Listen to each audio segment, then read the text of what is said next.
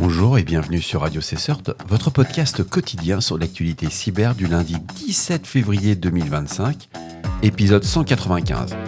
Je suis Marc-Frédéric Gomez, en direct de l'Île-de-France. Il est 6h du matin. J'espère que vous allez bien. Au programme aujourd'hui, le groupe Lazarus déploie le malware Mars-Tech One. La banque centrale indienne RBI lance un domaine bancaire dédié pour lutter contre le phishing. Intéressant.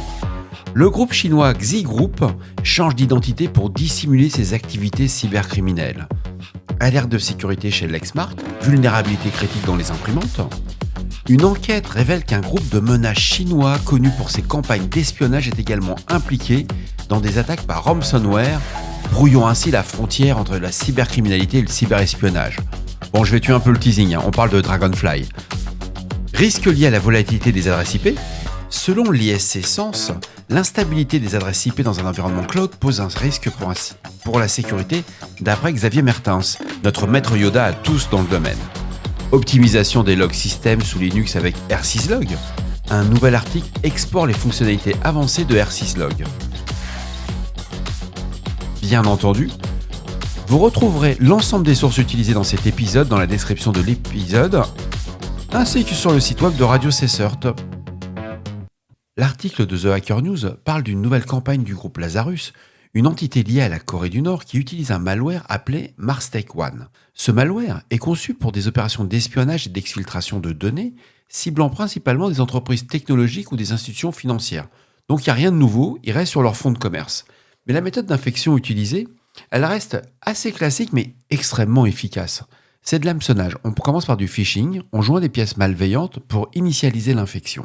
Une fois le système compromis, Mars-Tech One établit une communication avec un serveur de command and control, un C2, permettant aux attaquants d'exfiltrer des données sensibles. Ces caractéristiques sont assez classiques, c'est capacité à contourner certaines solutions de sécurité, utilisation de techniques d'offuscation avancées, persistance élevée sur les systèmes infectés. Les objectifs, au début, on pensait qu'ils avaient un peu changé, mais quand on l'analyse un peu, Lazarus se concentre toujours sur le vol d'informations stratégiques et le financement illicite, poursuivant ainsi ses activités de cybercriminalité au service du régime nord-coréen. C'est-à-dire, il n'y a pas d'IOC, mais si vous recherchez un petit peu, vous allez en trouver assez rapidement. 6 Security News nous informe que la Reserve Bank of India, ce qu'on appelle le RBI, c'est la banque centrale, c'est notre banque de France à nous. Ils ont lancé un nouveau domaine, le .bank.in, afin de lutter contre les fraudes bancaires en ligne. Cette initiative vise à offrir une plateforme sécurisée aux institutions financières, enregistrées, réduisant ainsi les risques d'hameçonnage et d'usurpation d'identité. C'est assez intéressant. Ils ont pris l'angle sous une autre... ils ont pris un nouvel angle pour la protection des consommateurs et des utilisateurs. L'objectif, c'est que seules les entités financières autorisées par la Banque centrale peuvent enregistrer un domaine dans cette extension. Protection contre le phishing, ça va être une réduction des faux sites, entre guillemets, imitant des banques légitimes. Ça, j'y crois pas. Avec le typo squatting, ils pourront en trouver. Ça, j'ai du mal à y croire. Confiance des utilisateurs, assurer aux clients qu'ils accèdent à un site bancaire authentique. La semaine dernière, sur Radio Cessert, on avait déjà remonté un certain nombre d'attaques massives sur les banques indiennes. Il ne faut pas oublier qu'il y a quand même 1 milliard d'habitants en Inde, mais la majorité sont quand même dans le milieu rural. Ce ne sont pas des ingénieurs en cybersécurité. Alors, en imposant ces critères stricts d'enregistrement, la RBI espère limiter ces menaces. Bon, pour moi, ce que j'ai pu constater à la lecture de l'article, les implications vont être extrêmement importantes. Parce que toutes les banques qui vont opérer en Inde devront envisager une transition de leur système d'information exposé vers ce nouveau domaine pour garantir une confiance de leurs clients. C'est intéressant. Je pense que c'est le début c'est un début de solution. Ce n'est pas la solution. Si on devrait créer un domaine pour se protéger, ça ferait très longtemps qu'on l'aurait déjà tous fait, quoi. Mais à suivre. On ne sait jamais. Un autre article de 6 Security News que j'ai conservé, ça traite du rebranding du groupe cybercriminel Xi Group, c'est XE Group, qui a changé de nom pour échapper aux forces de l'ordre et maintenir ses activités illicites. Ce groupe cybercriminel est connu pour ses attaques par ransomware et ses campagnes de cyberextorsion. Dans l'article, on voit qu'il y a des changements de marque. Alors, c'est une tactique courante Alors, quand on parle de changement de marque, on change le nom, on change 2-3 personnes aussi dans l'équipe, et on fait croire qu'on est passé à autre chose. Mais ces groupes cybercriminels adoptent toujours de nouveaux noms, modifient leur mode opératoire, juste pour éviter d'être identifiés et poursuivis. Mais c'est trop tard, déjà on a déjà vu leur changement. Il mentionne aussi que Xigroup utilise des outils et techniques avancés pour compromettre des entreprises et exiger des rançons en échange de leurs données volées. J'ai retenu l'article, c'est intéressant, ça vous permet de monter en maturité sur les groupes cybercriminels. Il y a toujours des liens avec les États, il faut voir qu'il y a des protections qui s'achètent, etc. C'est un très bon début pour rentrer dans ce type de CTI. Lexmark a publié un avertissement concernant des vulnérabilités critiques affectant ses logiciels d'imprimante. Le constructeur a publié une liste détaillée des imprimantes affectées ainsi que des correctifs à installer. L'exploitation de ces failles pourrait permettre à un attaquant d'obtenir un accès non autorisé, d'exécuter du code malveillant et de provoquer des interruptions de service. L'entreprise recommande vivement aux utilisateurs d'appliquer les mises à jour de sécurité disponibles pour atténuer les risques. J'ai regardé un peu les vulnes. Personnellement, si vous avez des imprimantes Lexmark et vous êtes dans la liste, je vous recommande de patcher parce qu'on peut s'en servir comme mouvement latéral. C'est tendu, hein. Donc là, il faut vraiment patcher. On est lundi, on commence bien la journée, un petit patch, on se sent tout de suite mieux. Dans cet article de Cybersecurity Insiders, ils décrivent un groupe de cyber-espionnage chinois qui met également des attaques par ransomware.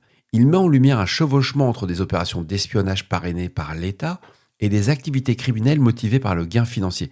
Vous voyez, quand on regroupe un peu les informations, on revient à l'article précédent sur Xigroup, on constate que pour faire de la cybercriminalité dans certains États, il faut quand même faut partager avec certaines personnes. C'est complètement illicite, mais c'est un autre niveau.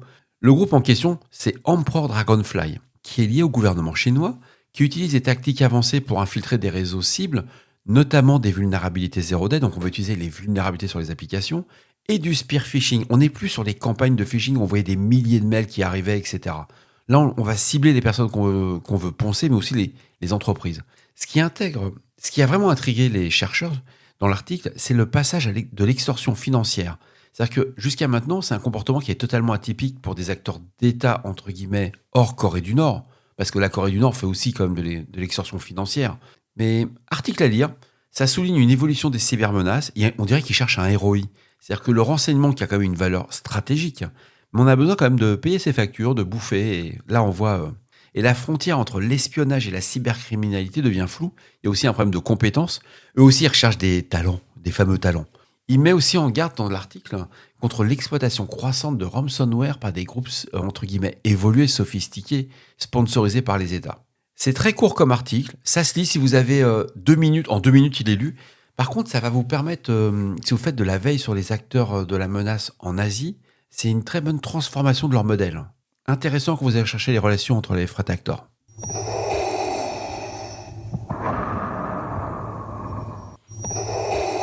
Xavier Mertens, un chercheur en cybersécurité du sens, a publié un article qui met en lumière les risques liés à cette volatilité, comme l'usurpation d'identité ou la fuite de données lorsqu'une organisation utilise des IP statiques pour sécuriser ses services. Xavier Mertens illustre ce problème avec un cas concret. Lors de la configuration d'un nouvel environnement, il reçoit une IP précédemment utilisée par une autre organisation.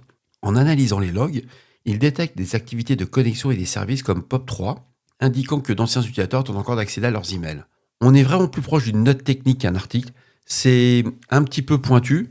C'est du Xavier, c'est hyper... moi, j'adore personnellement. C'est actionnable, c'est vraiment le bon niveau technique. Si on pouvait avoir des articles de ce type-là, alors c'est vrai que pour des gens qui ne font pas de l'opérationnel, c'est plus compliqué, mais c'est top. Vous lisez l'article, vous voyez qu'au niveau des IP, c'est chaud patate. Bon, c'est du... Xavier, pour moi, c'est maître Yoda à ce niveau-là, quoi. En tout cas, bravo.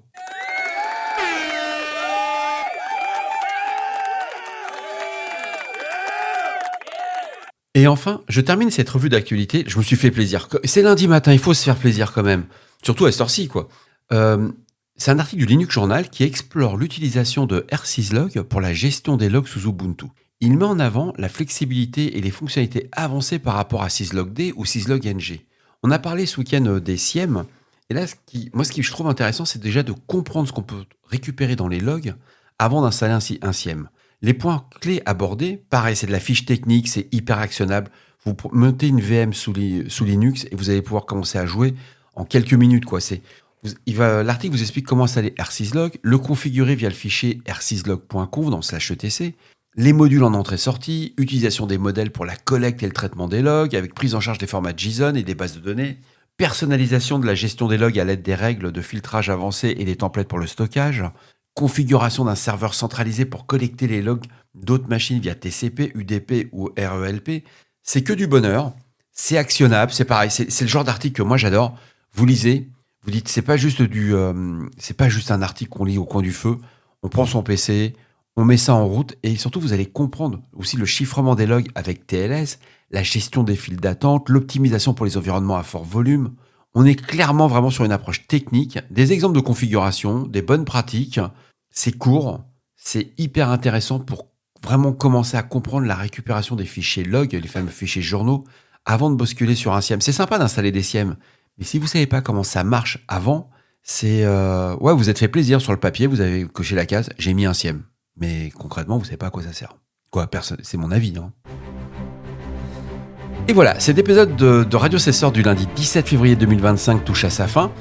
J'espère qu'il vous a plu, qu'il vous a apporté des informations utiles. N'oubliez pas, si vous avez des questions, des suggestions de sujets que vous souhaitez voir abordés dans nos prochaines émissions, ne soyez pas timide. Laissez-moi un message sur le répondeur de Radio Cesseur au 07 68 72 20 09, 07 68 72 20 09, ou si vous êtes un peu trop timide, je comprendrai. Laissez-moi un mail sur la boîte aux lettres de radiocesseur@gmail.com. Je suis là pour vous, ce podcast est fait pour vous. Prenez soin de vous. À demain pour un nouvel épisode. Et demain, je speech avec mon ami Maître Ledieu. Ça va être assez sympa. On va passer une après-midi hyper cool. On va parler de cybermenaces. En plus, je vais pouvoir me lâcher. J'y interviens à titre personnel. Donc, ça va être tendu. Moi, je pense qu'on va bien se marrer. Au revoir.